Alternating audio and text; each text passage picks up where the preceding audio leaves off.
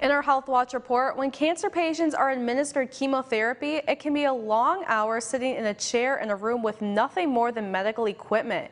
But now, researchers want to know how nature might calm these patients and help the healing process. Local 3's Shelley Botat has more.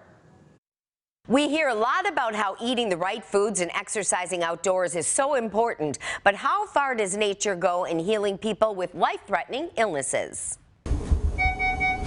Cancer patients spend long hours alone in a room. I need to get chemo. It takes usually 7-8 hours. So researchers are studying whether views of nature impact a patient's healing, using a traditional room, a virtual reality room, and one with a view of a luscious outdoor garden. They are measuring pain, blood pressure, and saliva cortisol, which indicates stress. We have so many patients, especially first time coming in here, not knowing what to expect.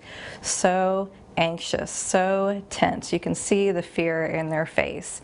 And then when you give them such a spectacular view, such a natural view, it instantly relaxes them. The project is the brainchild of Ashley and her colleague Renee Stubbins, who secured funding to build the garden on a previously empty rooftop outside the chemo rooms. As a dietitian, I do believe we have this innate connection to nature. Our food comes from nature. We are part of nature. The virtual reality goggles allow patients to interact with nature scenes filled with animals in the wild. Lots of beautiful wildflowers. Meanwhile, in the room with no view or VR, In a room like this, you feel pretty isolated.